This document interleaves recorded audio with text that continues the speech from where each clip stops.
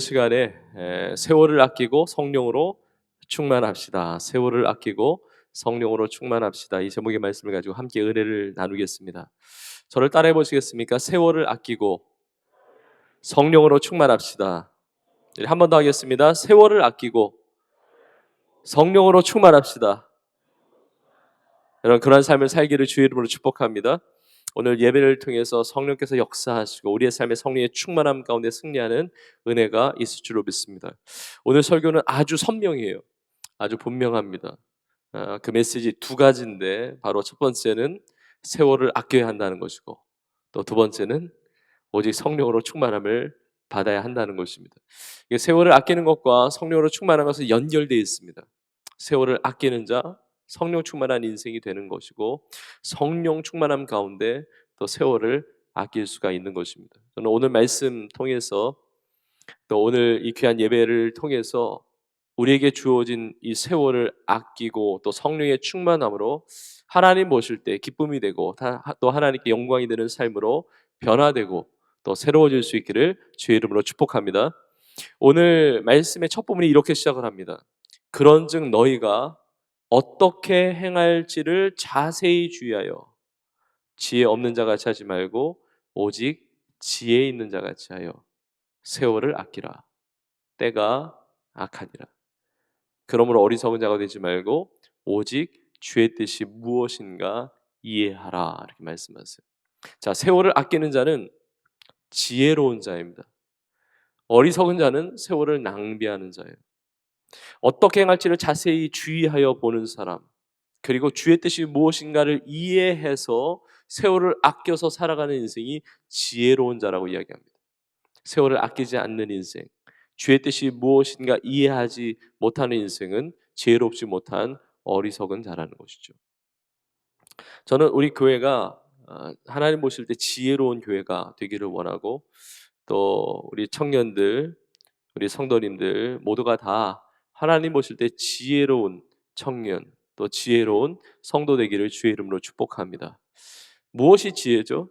세상에서 누가 지혜롭다, 누가 지혜롭지 못하다 이런 표현을 하는데, 성경적인 기준은 하나님의 시선에서는 아주 분명합니다. 지혜가 무엇입니까? 지혜에서 가장 중요한 것이 무엇입니까? 잠언서 9장 10절에 보면 이렇게 나와 있습니다. 여호와를 경외하는 것이 지혜의 근본이요 거룩하신 자를 아는 것이 명철이니라 말씀하고 있습니다. 세상에 아무리 지혜롭다 여겨진다 할지라도 하나님을 경외하지 않으면 지혜가 없는 것입니다. 아무리 명철하다고 인정받는다 할지라도 거룩하신 자, 거룩하신 하나님을 알지 못하면 명철이 없는 것이죠. 저는 여러분 모두가 여호와를 경외하고 거룩하신 하나님을 아는 지혜와 명철이 충만한 여러분 될 수 있기를 주의 이름으로 축복합니다. 근데 이 지혜 있는 자는 세월을 아낀다는 겁니다. 여러분, 세월을 아낀다는 것, 근데 쉽게 생각하면 시간을 아끼는 겁니다. 시간을 아껴요. 자, 그런데 성경에서 이 시간을 이야기할 때, 세월을 이야기할 때 대표적으로 두 가지의 단어가 있습니다. 헬라어 단어 하나는 크로노스라고 하는 단어가 있습니다. 크로노스, 시간으로 번역이 되는데, 이 크로노스는 물리적인 연대기적인 시간을 이야기해요. 우리가 2025년도 지금 11월 마지막 날을 살고 있잖아요. 그러니까 우리 모두가 지금 공통적으로 보내고 있는 이 시간, 이게 크로노스입니다. 아주 쉽게 말한다고 한다면 나의 시계가 가리키는 시간, 이것이 크로노스예요. 자연적인 물리적인 그런 시간이죠. 근데 이 크로노스라는 이 시간이라는 단어가 있는 것과 함께 또 다른 단어가 있는데, 그것이 바로 카이로스라고 하는 단어입니다. 이 카이로스는 크로노스와 달라요. 이 카이로스는 시간으로 번역될 수 있지만 하나님께서 간섭하시고 개입하시는 것을 이야기합니다. 하나님께서 개입하신, 그래서 이 카이로스의 뜻에 기회라는 의미가 있습니다. 여러분, 오늘 이 예배 자리는 하나님께서 함께 하시는 나에게 주어진 기회의 시간 아닙니까? 그러니까 카이로스는 양적인 물리적인 시간이라기보다는 질적 시간이에요. 하나님께서 개입하시는 나에게 주신 기회라는 것이죠. 자, 그런데 세월을 아끼라고 말씀하시는데, 이 세월은 크로노스가 아니고 카이로스입니다. 그래서 시간을 아낀다고 우리가 표현할 수 있지만, 더 적합하게는 기회를 아끼는 거예요. 기회를 잡는 것이죠. 세월을 아끼라고 말씀하고 있는데 아끼라라고 하는 이 단어가 엑사고라조라고 하는 단어입니다. 이 엑사고라조라고 하는 단어는 어떤 의미냐면 구원해 내는 것입니다. 속량하는 것입니다. 구속하는 것입니다. 그리고 엑사고라조라고 하는 아끼라로 번역되어 있는 이 단어에는 어떤 의미가 있냐면 산다는 의미가 있어요. 여러분 우리가 예수님의 그 십자가의 그 사랑과 은혜로 말미암아 구원을 받았습니다. 예수님의 십자가의 보혈로 말미암아 하나님이 그 큰 대가를 치르시고 우리가 구원받았어요. 우리가 속량함을 받았습니다. 구원받아 하나님의 자녀로 사는 거예요. 구원받은 성도는 그렇게 시간을 구원해 내야 된다는 거죠.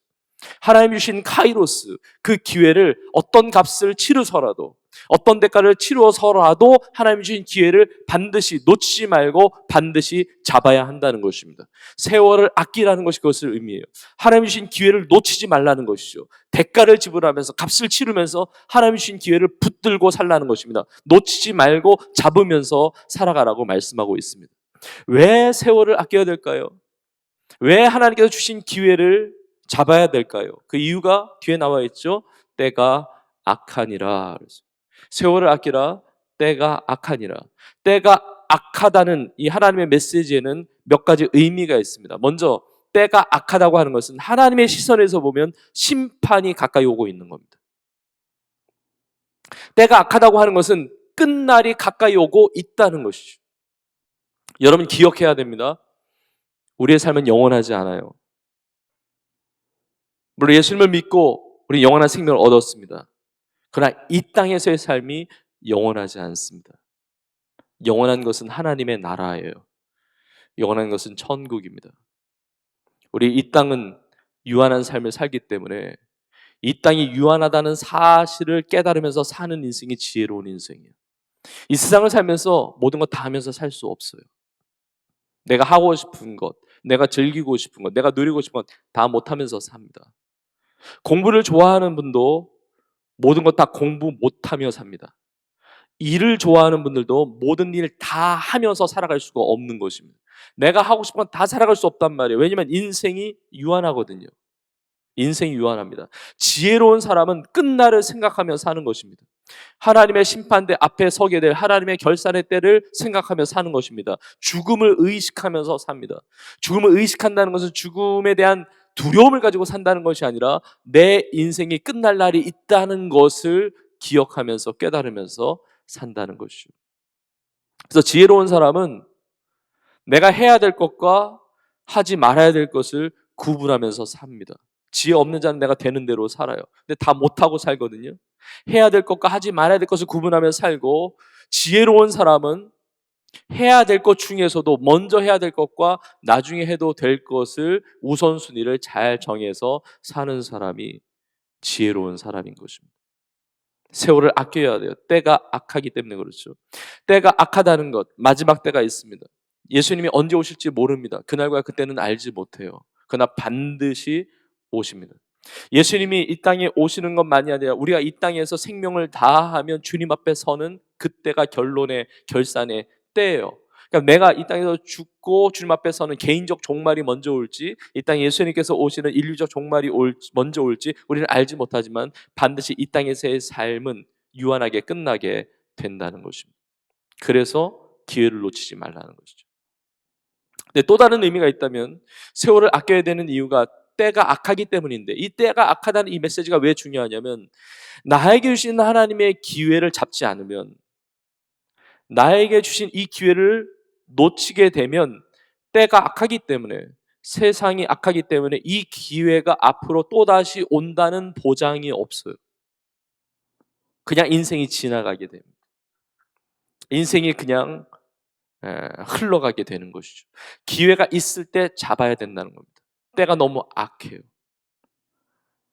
여러분 사실 이 표현이 좀 앞뒤가 안 맞아 보입니다. 왜냐하면 세월을 아껴라, 시간을 아껴라. 우리가 보통 시간 아껴야 돼, 시간 아껴서 써야 돼 라고 할 때는, 왜냐면 시간이 짧잖아, 시간 얼마 안 남았어, 그러니까 시간을 아껴야지, 이렇게 표현을 하거든요.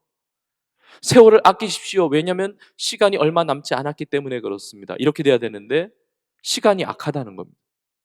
길고 짧으면 문제가 아니라 때가 악하다는 것이 더 중요하다는 것이죠. 여기에는 중요한 메시지가 있는 것입니다. 지금 나의 시간이 얼만큼 남았는지 내일 일을 알지 못하는 것이 또 우리의 삶이잖아요. 근데 내 삶이 아무리 많이 남았다고 내가 생각한다 할지라도 많이 남은 게 중요한 게 아니라 이때, 이 시대, 이 세상이 악하다는 것이 문제라는 거예요. 자, 그렇다면 우리 인생의 우선순위가 중요합니다. 무엇을 먼저 해야 되는가? 여러분, 이 우선순위가 바뀌어버리면 나의 많은 것들을 잃어버리게 됩니다. 정작 중요한 것을 먼저 해야 됩니다. 우리 인생, 그것이 지혜롭게 자기의 인생을 경영하는 사람들이에요. 그럼 무엇을 먼저 해야 되겠습니까? 무엇이 하나님이 주신 그 기회를 잡는 삶의 특징입니까? 여러분, 성경에 보면 우리가 먼저 해야 될 것이 여러 가지가 있는데 대표적인 구절이 마태복음 6장 33절의 말씀입니다. 우리 같이 한번 읽어볼까요? 시작. 그런즉 너희는 먼저 그의 나라와 그의 의를 구하라. 그리하면 이 모든 것을 너희에게 더하시리라. 아멘. 이 말씀 우리 각자에게 주신 말씀인 줄로 믿습니다. 먼저 해야 될 것이 있다는 것입니다. 먼저 하나님의 나라와 의를 구하라. 그리하면 이 모든 것을 너에게 더하시리라. 이 모든 것은 내가 고민하고 생각하는 그 모든 것들이에요. 무엇을 먹을까? 무엇을 마실까? 무엇을 입을까? 우리의 의식주에 대한 것, 우리의 생존에 대한 것, 우리의 생활에 대한 것. 너무너무 중요하죠? 네, 너무너무 중요한데 다 똑같이 중요하지 않습니다. 이것을 먼저 구하다 보면 이것을 나중에 다 잃어버리게 됩니다. 하나님은 우리에게 요청하세요. 도전하세요. 너희는 먼저 하나님의 나라와 의를 구할 때 이 모든 것을 더해 주시는 하나님의 역사를 체험하게 된다는 것입니다.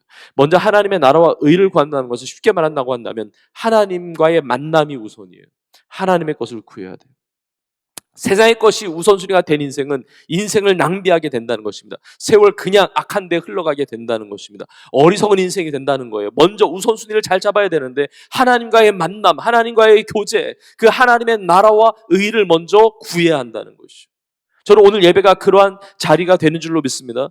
여러분 지혜로운 청년들이고 지혜로운 성도들인 줄로 믿습니다. 목사님 제가 뭐 사모함이 아니라 그냥 어쩌다가 왔는데요. 그래도 잘한 거예요. 이 자리에 있는 것 자체가, 이 기회를 놓치지 않고 예배 자리에 있는 것 자체가 너무 귀한 것입니다. 하나님의 나라를 구한다는 것은 하나님의 다스리심, 하나님의 통치를 구하는 것이죠.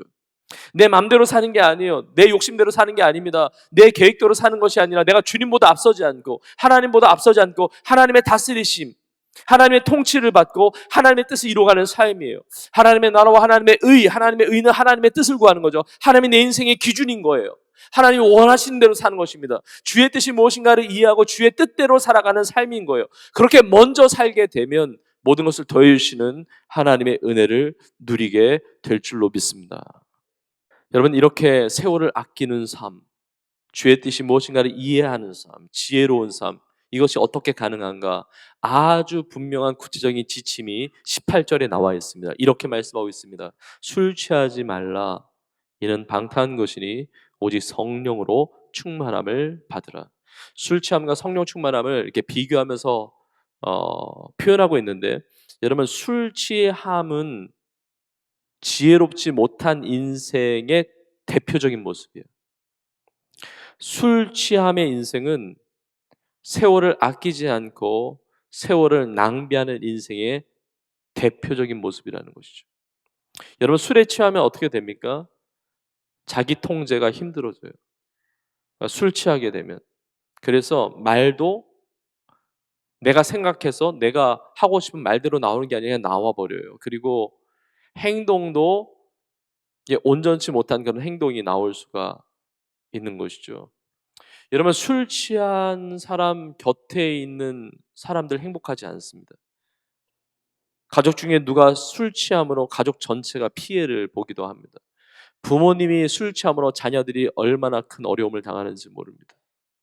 여러분 술 취하지 말라고 그래요. 이는 방탕한 것이라고 이야기합니다. 하나님의 말씀을 새겨들어야 됩니다. 술 취함은 방탕이에요. 근데 술 취함 자체도 문제이지만 술 취함은 다른 죄와 악의 문을 열어주는 통로가 됩니다.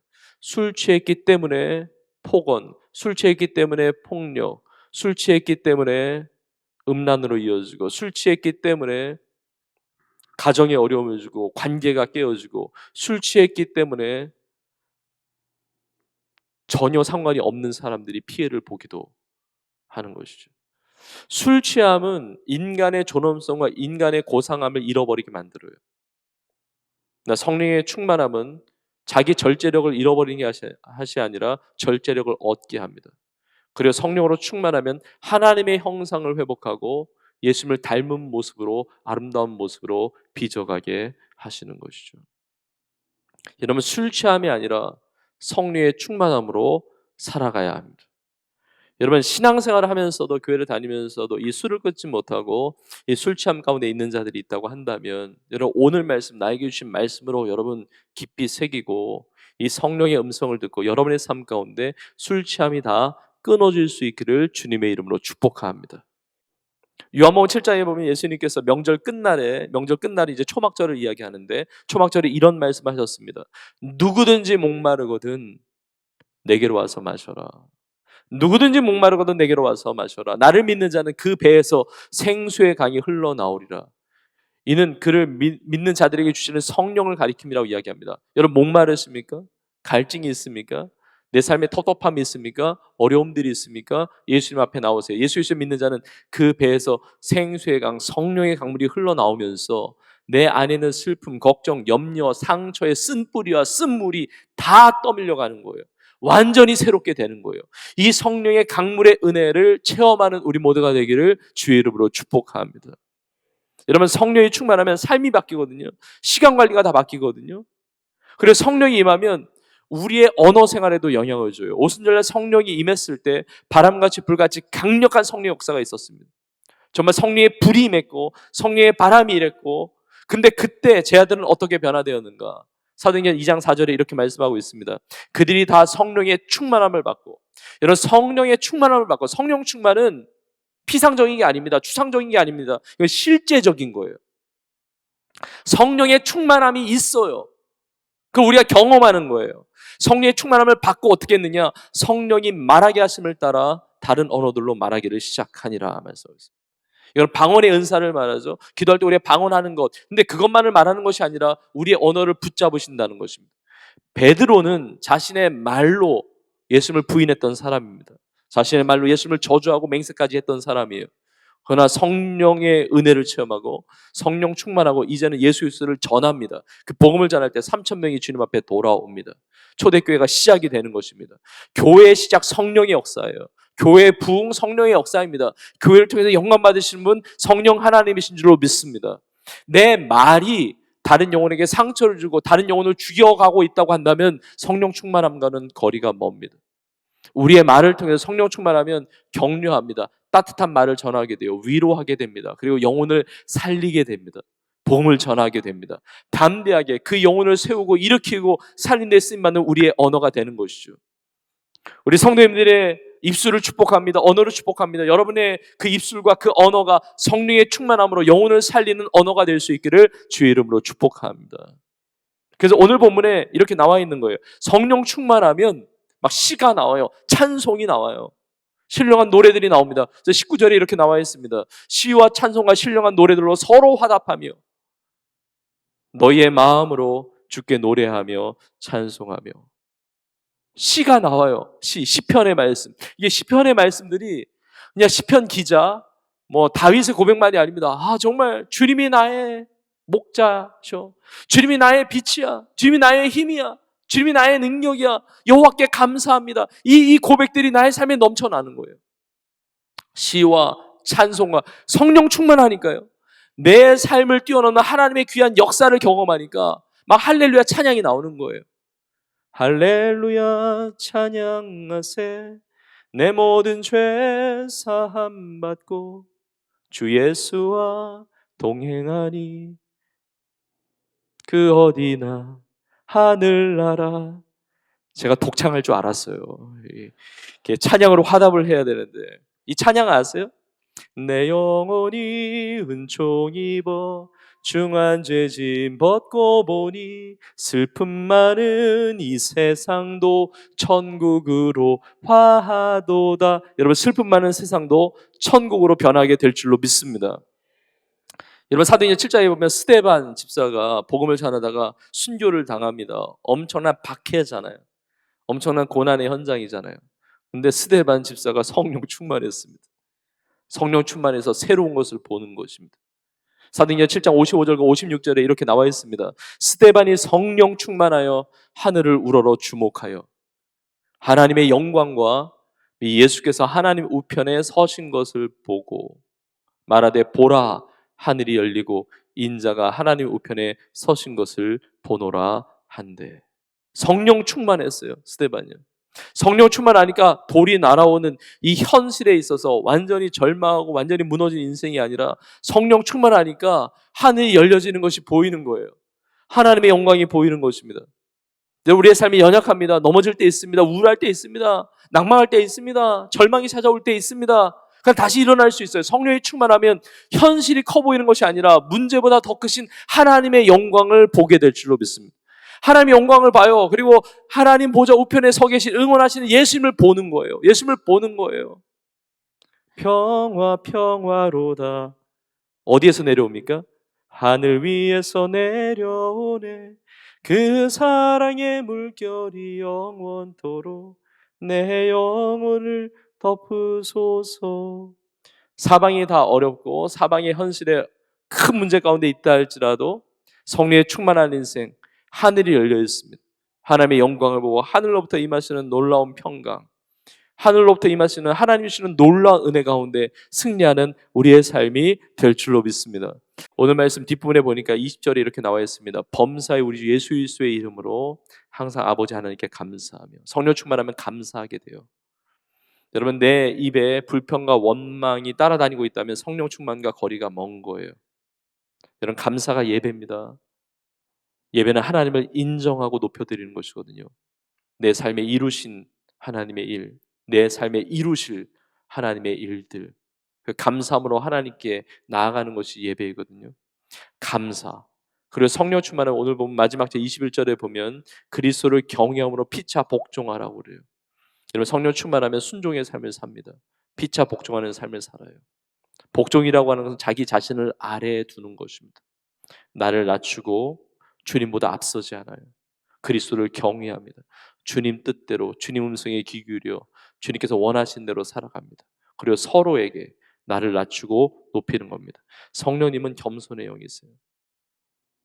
여러분, 사단은 높임받고자 해요. 섬김을 받고자 합니다. 주님은 섬기게 하세요. 저는 우리 세종교회가, 우리 비전공동체가 겸손한 교회, 겸손한 공동체가 되어서 주님보다 앞서지 않고 주님의 뜻을 이루면서 정말 하나님의 일을 아름답게 수종드는 우리 모두가 되기를 간절히 축복합니다. 우리 마지막 사도행전 1장 8절 이 말씀 마지막 구절로 우리 읽고 설교를 마무리하려고 합니다.